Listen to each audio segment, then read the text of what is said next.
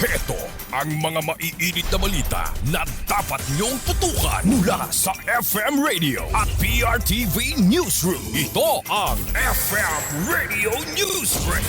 FM Radio Newsbreak. Magandang umaga mga ka-Vibes, narito na ang mga maiinit na balita para sa ating FM Radio Newsbreak.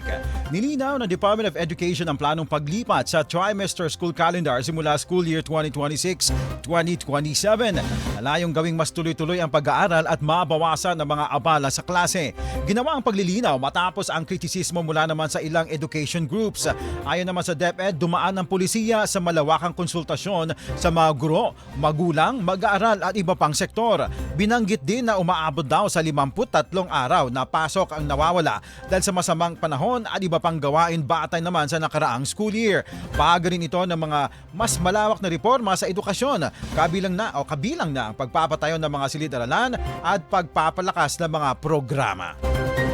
FM Radio Newsbreak. FM Radio Newsbreak. Samantala sa iba pa mga balita, nakatanggap kahapon ng tig 10,000 pesos na ayuda sa gasolina ang hindi bababa sa 27 bus operators bilang tugon sa patuloy na pagtaas ng presyo naman ng langis. Pinangunahan ni Pangulong Bongbong Marcos Jr. ang pamamahagi ng subsidy sa Parañaque Integrated Terminal Exchange.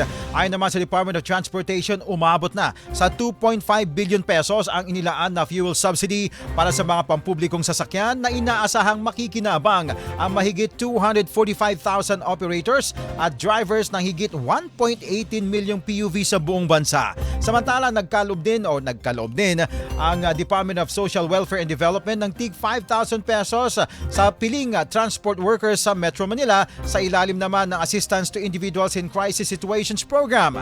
Pinangunahan naman ni DSWD Secretary Rex Gatchalian ang pamamahagi sa Parañaque.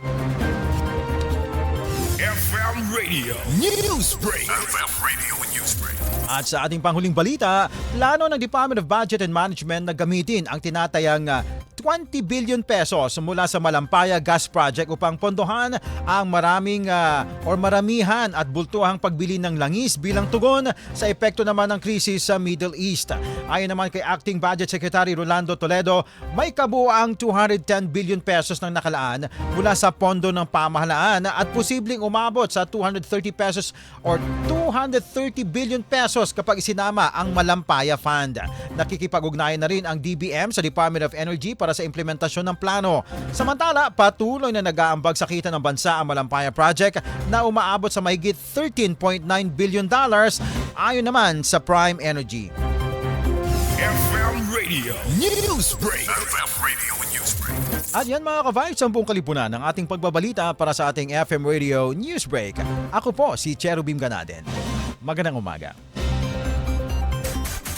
Inyong narinig ang FM Radio Newsbreak dito sa FM Radio, Favorite Music Radio.